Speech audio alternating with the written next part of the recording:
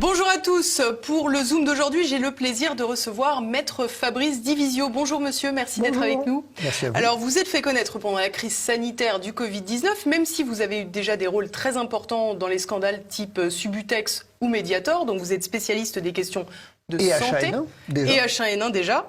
Et là, vous vous êtes fait connaître pendant la crise du Covid, puisque vous représentez le collectif C19, qui est un collectif de médecins. Au départ, il y en avait 3, beaucoup d'autres les ont rejoints. Et vous avez décidé de saisir la Cour de justice de la République pour alerter donc sur les responsabilités d'Olivier Véran, Agnès Buzyn, Édouard Philippe et Jérôme Salomon. Je n'oublie rien? Non, Jérôme Salomon, lui, a été visé par une enquête devant le parquet de Paris, puisqu'il n'est pas ministre.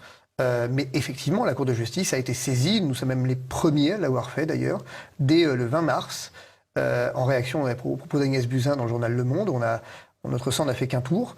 Et immédiatement derrière, on a déposé une première plainte contre Édouard Philippe et Agnès Buzyn. Plus tard, début avril, viendra effectivement une plainte contre Olivier Véran. Alors, vous avez déposé ces plaintes, vous avez lancé ces recours sur quel fondement, sur quelle base?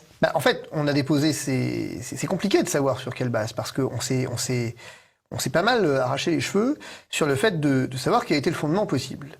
Et en fait, on en a trouvé qu'un, qui a été créé d'ailleurs quasiment que pour ça, l'article 223.7 du Code pénal, qui punit l'abstention volontaire de prendre des mesures propres à combattre un sinistre. Cet article n'a pas une antériorité très importante, puisqu'il a été utilisé une seule fois dans l'affaire de l'Erika, et c'est vraiment le procès de la responsabilité publique. Donc le Marais Noir. Tout à fait. C'est le procès de la responsabilité publique. Cet article, il a un privilège, c'est qu'il criminalise en fait une abstention, et il n'exige pas un lien en fait entre la faute pénale et, j'ai envie de dire, le préjudice de la victime, quelque part. Il n'est pas nécessaire d'agir pour contrevenir à la loi. C'est ça. C'est vraiment l'abstention qui est intéressante. Et quand bien même cette abstention n'aurait pas entraîné de victime, ce qui n'est pas le cas ici, mais quand bien même, parce qu'à l'époque où on a déposé, on n'avait pas tant de victimes. Donc quand bien même n'aurait-elle pas entraîné de victime, il n'en demeure pas moins que le simple fait de s'être abstenu de prendre des mesures pour combattre le sinistre est punissable. Alors, évidemment, d'autres ont fait un choix différent, qui a été rejeté d'ailleurs. La Cour de justice de la République, la commission d'enquête n'a retenu que le nôtre, ce qui était assez logique. D'autres ont fait un choix qui est de dire on va partir dans de l'infraction involontaire, on va partir dans la mise en danger d'autrui. Tout ça, le problème, si vous voulez, c'est que dans cette affaire, on a assisté à quelque chose d'assez troublant, pour le juriste que je suis, c'est que très vite, on a basculé dans le domaine politique, en fait. Moi, au départ, quand je saisis un juge, je fais du droit. Je ne nie pas la dimension politique qui peut s'attacher à la saisine, mais c'est un fait que je fais du droit.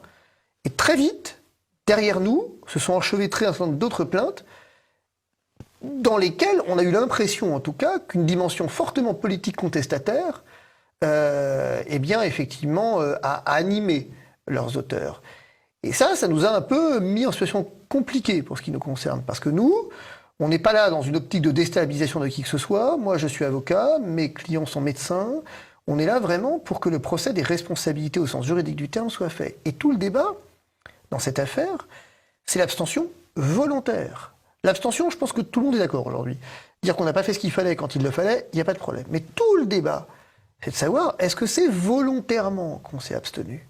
Et alors justement, cette abstention volontaire porterait sur quelle chose? Sur le manque de masques, sur le manque de places en soins intensifs? Sur alors, précisément, elle porterait, selon moi, sur d'abord, effectivement, la question des masques, et notamment les masques pour les soignants. Même si, on va voir que ça va poser un problème, parce que la commission d'enquête parlementaire a mis au jour ce que je craignais, c'est-à-dire une forme d'hyper-administrativisation de l'État, avec une administration sans contrôle, qui est incapable de faire appliquer certains textes. Parce qu'on a beaucoup discuté de savoir, finalement, qui devait protéger les soignants. On a dit l'État, mais en fait, c'est pas tout à fait vrai. C'est d'abord les hôpitaux qui doivent protéger les soignants, depuis 2013. Est-ce que les hôpitaux ont reçu l'information? C'est un débat qu'on va avoir. Dans tous les cas, il reste les fameux stocks stratégiques. Il reste les fameux stocks stratégiques qui ont fondu comme neige au soleil et où, effectivement, Agnès Buzyn nous explique devant la commission d'enquête parlementaire qu'elle ignorait, en fait, qu'il n'y avait plus de masques. C'est ça qu'elle nous dit quand même. Pourtant, un rapport avait été fourni par Jérôme Salomon, qui était à l'époque directeur de cabinet. Tout à fait. Mais elle vous dit, ces choses-là ne remontent pas au ministre. C'est rassurant de constater qu'effectivement, j'espère que ce serait intéressant de savoir ce qui remonte au ministre. Ça m'intéresse du coup depuis. Pas le nombre de pilules d'iode non plus. Non plus apparemment, effectivement, j'allais y venir. Non plus. Donc au moins j'étais un peu inquiet avant, je le suis maintenant vraiment. Donc j'ai dans mon garage maintenant, j'ai choisi effectivement de faire mon propre stock stratégique de masques et de pilules d'iode. Ça va aller plus vite, hein. C'est le principe de subsidiarité. Mais incontestablement, si vous voulez, c'est sur la question des masques. Un vrai problème. Parce que pour la population, effectivement, on vous dit qu'il n'y a pas de consensus scientifique sur la question des masques, avant aujourd'hui. Mais en fait, on prend le problème à l'envers. C'est-à-dire que le consensus scientifique, on s'en fout quelque part. Le fait est que j'ai un virus qui circule, il est notoire, au moins depuis le plan pandémie grippale, que les masques servent à éviter une propagation du virus. Ça, il n'y a pas de débat là-dessus. Mais le problème, c'est qu'on ne les avait pas, ça ne facilite pas les choses. Les soignants libéraux, en tout cas, n'avaient absolument rien. Et deuxième élément qui m'a posé problème dans cette affaire, c'est concrètement, notamment, la question des tests. On n'a testé personne, mis à part le professeur Raoult, effectivement, en France. Ça se demandait si Marseille n'a pas fait sécession en fait dans cette histoire, parce que je sais pas, il a testé effectivement absolument quasiment plus que l'Allemagne, à lui tout seul. Et de l'autre côté, partout en France, j'entendais De Frécy vous dire dans la commission d'enquête, oui, mais on n'avait pas les moyens de tester. Mais alors comment le professeur Raoult avait les moyens de tester, tandis que les autres ne les avaient pas. Ce qui contrevenait d'ailleurs aux mesures préconisées par l'OMS. Mais ce qui contrevenait aux mesures préconisées par l'OMS dès le 30 janvier. Il faut savoir que... Et aux mesures préconisées par le bon sens, soit dit en passant. Par le bon sens. Si vous ne testez pas, que vous ne soignez pas, que vous ne protégez pas, il va arriver à un moment donné où vous allez vous retrouver effectivement en situation compliquée quand même. Pas très... Voilà. Mais il faut savoir que quand même, il y a un indice qui aurait dû conduire à quand même une prise en compte. 6 fois, l'urgence sanitaire internationale, depuis 1964, a été déclenchée 6 fois. Donc quand l'OMS déclenche l'urgence sanitaire internationale, c'est que là, tout à coup, on peut commencer tous à s'inquiéter un petit peu. J'entends Madame Buzyn qui vous dit « Oui, mais elle ne l'a fait que le 30 janvier ». Oui, alors c'est quand même mal connaître le rôle de l'OMS que de dire ça. Mais le fait est qu'ils y pensaient depuis un moment, et donc ils l'ont quand même fait, et nous, on n'était pas prêts. Mais troisième point qui m'a posé problème, c'est les clusters. On a eu dès le départ des clusters, à Creil par exemple. Dans l'Oise, oui. Dans l'Oise. Qu'est-ce qu'on a fait? On a dit, il y a un cluster, on va confiner, mais on a confiné à la française. C'est-à-dire qu'on a confiné, alors qu'en Italie, quand ils ont confiné, ils ont délimité des zones dans lesquelles on ne pouvait pas sortir. Là, ils ont confiné, mais ce confinement n'avait aucune valeur opérationnelle, puisque concrètement, on a eu le droit d'aller jusqu'à Paris, on a retrouvé, on sait maintenant, des gens de Creil qui ont continué d'aller travailler à Paris, et qui donc ont été des super contaminants, parce qu'on n'a pas isolé les gens.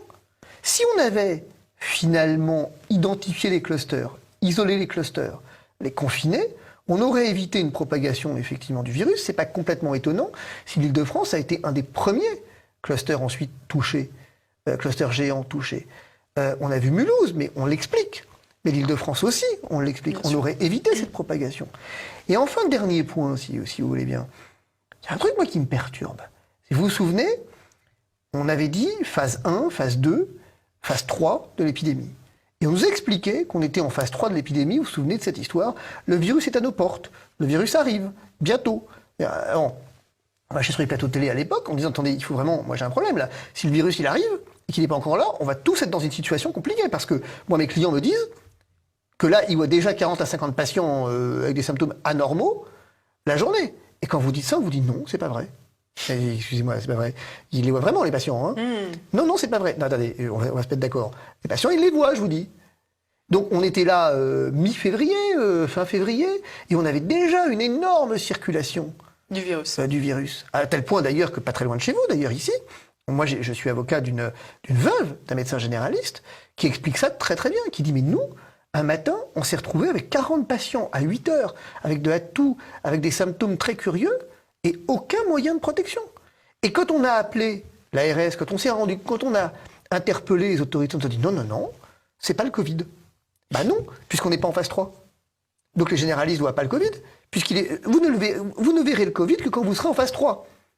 Donc on a eu une espèce de logique complètement inversée de bout en bout qui a conduit au drame qu'on a connu. Et c'est totalement insensé, si vous voulez. Alors très concrètement, qu'attendez-vous des plaintes que vous avez déposées, qu'il s'agisse de la Cour de justice de la République ou des autres juridictions pour ce qui concerne Jérôme Salomon? Alors, j'attends d'abord la vérité. Cette vérité, vous ne pouviez pas l'attendre de la commission d'enquête parlementaire? Alors, c'est une question intéressante. J'y ai jamais cru à la commission d'enquête parlementaire dès le départ. Pourquoi j'y ai jamais cru? Eh bien parce que je ne sais pas quel est ce monde dans lequel on cherche à faire la vérité sans responsabilité. C'est-à-dire que la vérité, elle peut vous conduire à un moment donné dans une logique de groupe, dans une logique communautaire, d'identifier un responsable. Ben, je veux dire, le problème, c'est que cette commission d'enquête parlementaire, d'emblée, que ce soit à l'Assemblée nationale ou au Sénat, elles ont annoncé la couleur, leur président en tout cas, en disant « nous ne sommes pas là pour chercher des responsables ». Mais alors ça m'interroge. Si on trouve un responsable, qu'est-ce qu'on en fait? Bah du coup on ne le trouve pas. Mais alors, si je ne cherche pas de responsable, si j'en trouve pas, si je m'interdis de faire un procès, en tout cas une recherche en responsabilité, je m'interdis d'avoir la vérité. Alors on a trouvé, admettons, pourquoi pas. Alors on m'a répondu là-dessus. On m'a dit non, non, vous confondez monsieur. Vous avez d'un côté la justice, de l'autre la commission d'enquête. Nous on est structurel. On n'est pas là pour faire un procès en conjoncture, on est là pour faire une recherche structurelle pour comprendre comment est-ce que on en est arrivé là. Alors d'abord, c'est pas la peine de réunir une commission d'enquête pour le savoir. Là, j'aurais pu leur dire, moi. Et deux, du coup, c'est intéressant de regarder ces travaux. Les travaux, ils vous montrent quoi? Qu'en fait, droite et gauche viennent au banc des presque accusés qui ne sont pas accusés, et finalement avec une commission d'enquête parlementaire qui est composée de qui? Du Parlement. Le Parlement qui a fait quoi durant des années? Qui a voté toutes les réformes qu'il critique aujourd'hui et qui a coupé systématiquement les budgets de l'hôpital. Enfin, souvent, c'était les parlements précédents. Et certainement. Mais il ne vous aura pas échappé que les parlements précédents, au moins de temps en temps, appartenaient à une majorité différente. Bien sûr. Ce qui sous-entend que nous avons là une commission d'enquête parlementaire qui vient fustiger un système dont elle est à l'origine. Et pour bien enfoncer le clou, nous avons un gouvernement, aujourd'hui, présidé, dirigé par un Jean Castex, qui est quand même celui qui est à l'origine de tous les problèmes que nous avons. Enfin, je veux dire, j'en sais rien. Ce que vous voulez nous dire, c'est que finalement, la commission d'enquête parlementaire est jugée partie, quelque part. Ce que je veux dire, c'est que je m'amuse beaucoup, et pourtant c'est pas très drôle d'écouter ces débats. Je m'amuse beaucoup devant ma télé.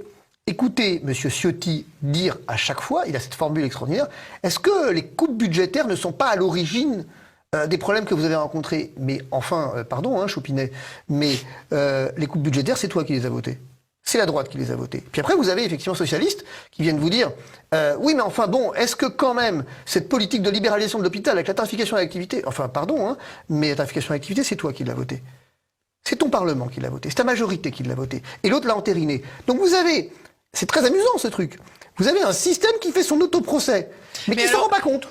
Pardon, Maître Divisio, mais finalement, est-ce que c'est pas un peu contradictoire avec votre intention, votre volonté d'intenter des actions en justice? Parce que finalement, là, ce que l'on comprend avec votre critique de la commission d'enquête parlementaire, c'est qu'effectivement, il y a un problème structurel qui est du fait des élus, certes, mais pas du fait des responsables en place au gouvernement.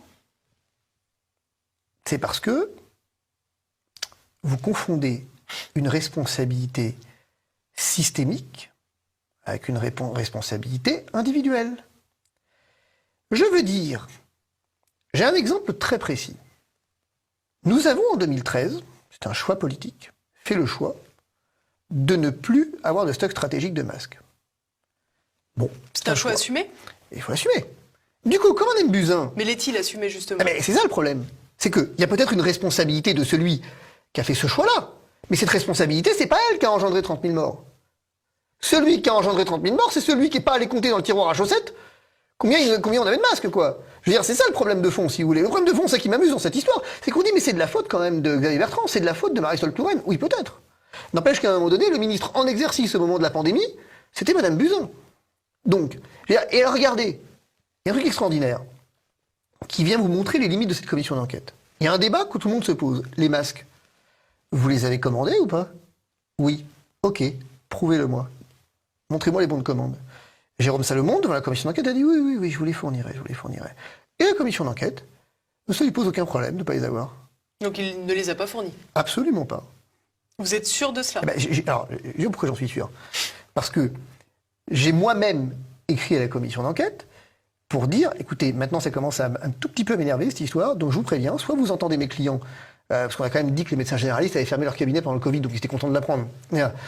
Donc moi, ils vont venir vous raconter un peu ce qu'ils ont vécu. C'est surprenant au vu du nombre de tout à fait. généralistes qui sont décédés non, d'ailleurs. Mais je veux dire, bon, bref, on est en France. On n'est pas à une connerie près, donc une de plus ou une de moins à raconter, c'est pas très grave. Mais en fait, concrètement, j'aurais dit, ben moi, voilà, je veux qu'ils soient entendus. Soit ils sont entendus, soit je vous fais des saisirs, c'est simple. La coup de fil paniqué d'un attaché parlementaire, d'un des membres de la commission d'enquête, donc de l'opposition actuelle, enfin tout le monde est dans l'opposition actuellement, ou tout le monde est dans la majorité, ça dépend. Mais question de vent. Voilà, question de vent. Et qui m'appelle et qui me dit non mais attendez, très intéressant cette conversation, il ne faut pas faire ça. Et pourquoi? Parce qu'on cherche la vérité. La chercher c'est une chose, la trouver c'en est une autre. Et qui m'explique à ce moment-là que Jérôme Salomon, parce que je cherchais à démontrer, si vous voulez, que cette commission d'enquête, et Dieu sait, ça a été objet de débats assez violents sur les plateaux télé avec ça, n'a aucun pouvoir. Zéro, aucun. Et quel pouvoir de demander, mais si en face, on ne veut pas vous donner, potentiellement, effectivement, on peut saisir le juge, potentiellement. Maintenant, bon. Et donc, je dis, voilà, mais bien, il n'y a aucun pouvoir, on n'a toujours pas les bons de commande. Ah, mais on les a demandés. Non, mais ça, j'en doute pas. La question, c'est est-ce que vous les avez eus? Bien sûr. Je dis, mais on va les avoir. Oui, mais quand? Donc, on va les avoir, c'est-à-dire qu'aujourd'hui, vous ne les avez pas eu. Non, mais M. Salomon s'est engagé à nous les transmettre. Mais il vous a donné un délai? Parce que techniquement, si vous n'avez pas demandé de délai, il ne commet pas d'infraction. Hein. Oui, bien sûr. Et donc, il y a le problème. Alors que je lui ai expliqué que dans un juge d'instruction, c'est pas comme ça que ça fonctionne. Un juge d'instruction, ça prend sa police, ça va dans le cabinet du ministre, ça prend les affaires qu'il a envie de prendre et ça repart avec. Donc ça, c'est une recherche de la vérité. Concrète, je veux dire. Et alors, ce qui est intéressant aussi, c'est de voir que la présidente de la commission d'enquête parlementaire, donc Brigitte Bourguignon, est désormais aux côtés du ministre de la Santé, Olivier Véran. Donc, on imagine qu'elle est de fait destituée de la présidence de la commission d'enquête. Qui la remplace, le sait-on? Elle n'est pas de fait, elle est de droit. Oui, de droit. C'est pire que ça. Autant pour moi. C'est pire que ça. Non, elle est de droit. A priori, l'exécutif peut pas effectivement siéger dans une commission d'enquête parlementaire. Pas encore. Pas encore. Ça va peut-être pas tarder, mais pas encore. Il faudrait une réforme constitutionnelle. Je crois que c'est le en même temps très contemporain. Bien sûr. Mais voilà. Mais alors, qui la remplace? Personne. Du coup, quand vous allez dans l'organigramme, vous n'avez plus que des vice-présidents. Vous avez une commission d'enquête sans président. Donc elle n'a pas vocation à être remplacée. Vocation, j'ai envie de vous dire que si, mais les vocations, vous savez...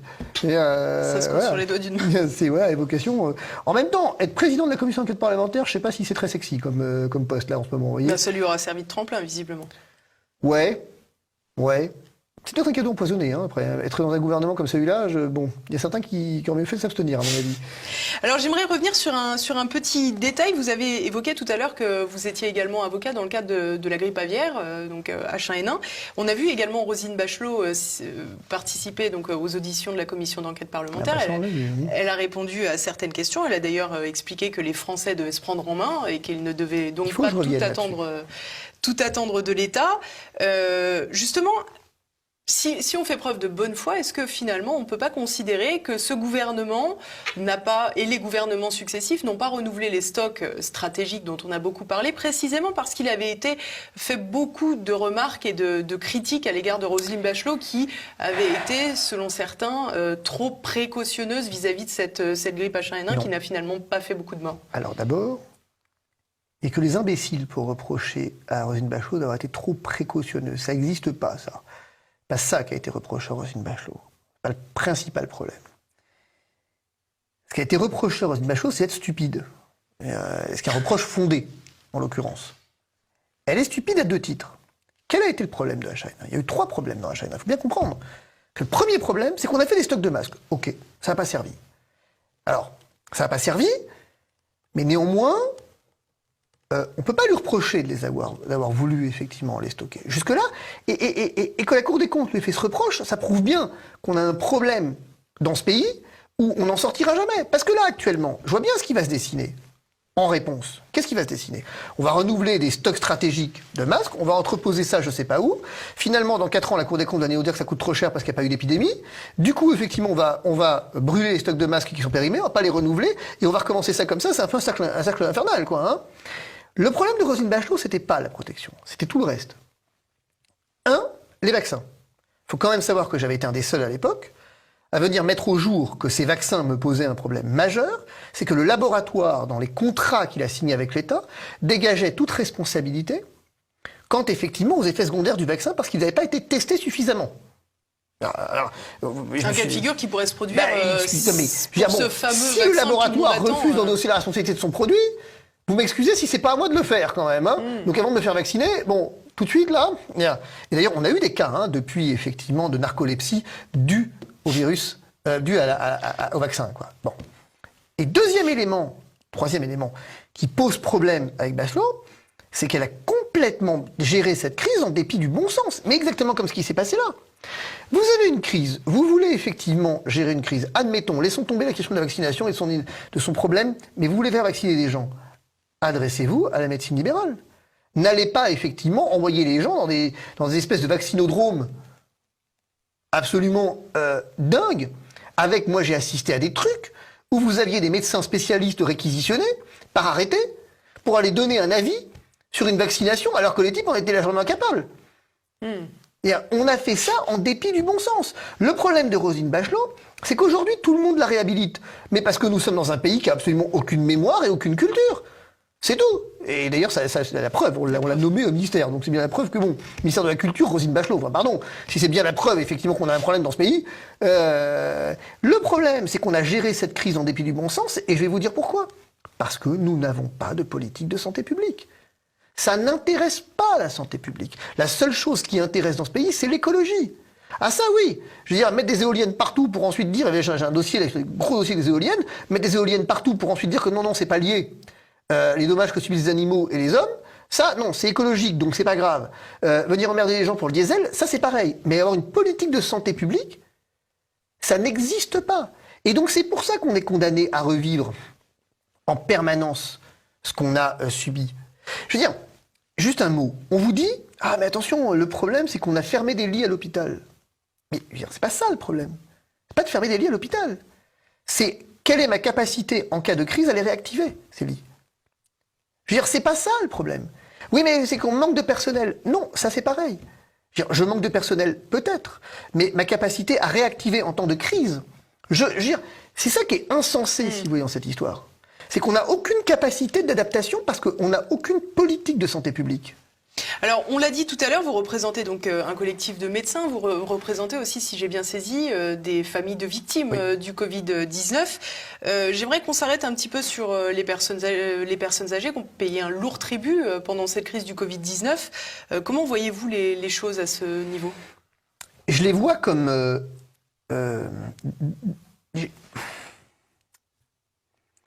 Il y a eu un dysfonctionnement structurel avec les personnes âgées, avec les EHPAD, c'est très clair. On a tué des gens, enfin, je veux dire, faut appeler un chat un chat. On a effectivement, sinon tué, en tout cas, on a facilité un passage vers la mort de certaines personnes au motif qu'un séjour en réanimation aurait été traumatisant pour elles et que moi j'ai des exemples de situations qu'on a refusé d'hospitaliser. Bon. Et d'ailleurs, c'est intéressant parce que, plus que ça, certaines fois, dans certaines situations, l'oxygénothérapie, était réservée à l'hôpital. On ne pouvait pas, en maison de retraite, mettre de l'oxygénothérapie, par exemple. Alors que plusieurs patients, souvent en maison de retraite, en bénéficient d'ailleurs. Bien sûr. La question qui s'est posée, on a eu un débat pendant ce Covid sur le Rivotril. Le fameux Rivotril qu'on a accusé. Le fameux décret Rivotril. Le fameux décret Rivotril. Alors, je suis très embarrassé parce que non, c'est pas un décret qui facilite l'euthanasie, mais il s'avère que c'est vrai que le Rivotril n'est pas réellement adapté dans la fin de vie. Ça, c'est sûr. Il n'y a pas de marche arrière possible avec le Rivotril. On n'a pas toute cette latitude qu'on a avec effectivement d'autres spécialités. Mais pourquoi on s'est retrouvé là? Mais parce que les caisses sont vides. On n'avait plus d'autres médicaments. C'est ça le problème. Et donc, si vous ne soignez pas les gens et que vous les hospitalisez pas, au moins, il faut les sédater. Bien sûr. Finalement, le gouvernement nous a un peu placés dans la situation du fameux sondage de l'ADMD, l'aide pour mourir dans la dignité, où on demandait aux gens si vous avez une maladie incurable, atrocement douloureuse et que vous savez que vous ne pouvez pas vous en sortir, est-ce que vous voudriez que quelqu'un vous aide à l'euthanasie ? Ça va plus loin. C'est-à-dire que moi, ce qui m'inquiète, c'est que je ne comprends pas bien ce qui s'est passé dans cette histoire, Je ne veux pas rentrer dans le débat de la chloroquine, savoir si ça marche ou ça ne marche pas, mais nous avions là un vivier assez extraordinaire pour tester effectivement de l'azithromycine et de la chloroquine, grandeur nature, en fait. Nous avions la possibilité de le faire. Chez ces gens, de toute façon, dont on savait qu'ils ne seraient rien fait, que nous coûtait la possibilité de les traiter avec un traitement dont qu'il semble aujourd'hui, en tout cas. Mais certains affirmaient alors que c'était nocif, non, mais, je veux dire, négatif que positif. On ne peut pas faire à un moment donné, des cobayes avec les personnes âgées. Non, c'est pas de faire des cobayes. C'est pas de faire des cobayes. Il s'agit effectivement à un moment donné de se dire j'ai le choix entre mettre un traitement qui potentiellement marche ou un traitement où, alors effectivement, envoyer ces gens à la mort. C'est ça qu'on est en train de dire. Hein. Sauf que visiblement, les autorités pensaient que c'était un traitement qui potentiellement pouvait être davantage dangereux que rien. Je vais vous dire, vous identifiez le problème, c'est que les autorités pensent. Si elles arrêtaient de penser, je suis sûr qu'on irait effectivement plus vite. C'est peut-être un des problèmes, c'est qu'elles pensent. Elles pensent à tort et à travers, et elles parlent à tort et à travers aussi. Sur la chloroquine, c'est un faux débat. Il y a un faux débat. Je suis désolé, c'est un faux débat. Je ne sais pas si ça marche, mais on n'a pas le droit de dire que la chloroquine est dangereuse. On n'a pas le droit de le dire. Ça, on n'a pas le droit. Et on n'a pas le droit, on n'a pas le droit, on n'a pas le droit. On n'a pas le droit, on n'a pas le droit. Eh bien d'accord. On a le droit de dire que ça marche pas, mais on n'a pas le droit de dire que c'est dangereux. C'est pas possible. Ça peut être dangereux sur les patients qui ont des difficultés cardiaques, ça on le sait, c'est avéré. Vous savez que dans ce pays, il y a des gens qui ont fait médecine. Oui, mais ça vous pouvez pas le nier tout de même. Je ne nie rien. Et vous pouvez pas nier non plus que dans les maisons de retraite, il y a forcément une surreprésentation des problèmes cardiaques. Je ne nie rien. Je dis juste que nous avons testé dans le groupe de médecins assez important qu'est le nôtre, l'azithromycine dans un certain nombre de maisons de retraite où il y avait eu un cas et nous avons mis tout le monde. Ils ont mis tout le monde sous prophylaxie sur l'azithromycine. On va me dire que c'est un hasard, mais ils l'ont testé sur un certain nombre de maisons de retraite et curieusement, il n'y a pas eu de contamination. Et curieusement, l'antibiotique. L'antibiotique. Et que curieusement, je veux bien qu'on me dise que c'est un hasard peut-être, mais personne n'a évoqué la dangerosité de l'azithromycine, uniquement de l'hydroxychloroquine. À cette réserve près que la DGS vous a quand même dit qu'il ne fallait pas le prescrire. Certes. Il y a quand même une moyenne note, donc maintenant un macrolide, mais un macrolide sur effectivement une pneumopathie interstitielle, ça devient dangereux. Et ça va être facile de soigner les gens dans les années qui viennent. Mais je veux dire, c'est là où ces gens sont stupides. Parce que finalement, comment vous contournez l'obstacle ? Vous ne mettiez pas de l'azithromycine, vous mettiez une autre spécialité, des macrolides. Et donc, tout ça pour dire quoi ? Pour dire que dans les maisons de retraite, ça interroge un autre point. Y a-t-il eu, ou non, des consignes pour refuser un traitement, en tout cas une réanimation, à ces gens? Alors j'entends bien, on vient me dire non, c'est pas vrai. Et de fait, quand on lit, on a l'impression que non, c'est pas vrai. Sauf que les témoignages qui nous remontent... Plusieurs acteurs l'ont affirmé, bien sûr. Et les témoignages qui nous remontent semblent dire... Même l'adjoint à la mairie de Paris, d'ailleurs. Complètement. Les témoignages qui nous remontent semblent dire qu'il y a quand même eu un problème. Et moi, j'ai un exemple, parler de famille de victimes, alors c'est pas en EHPAD, mais une victime sur Montpellier, qui effectivement, sa maman va vraiment pas bien, elle appelle le SAMU. Le SAMU lui dit pas de problème. Montpellier, on n'était pas sur un cluster, on n'était pas sur une zone tendue. Le SAMU, on lui dit écoutez, pas de problème, on vous envoie une ambulance. Incidemment, on demande l'âge de la maman, elle donne son âge, et là tout à coup on lui dit écoutez, ça fait demi-tour. Écoutez, c'est important qu'elle prenne un peu de temps, on verra elle va aller mieux d'ici quelques jours.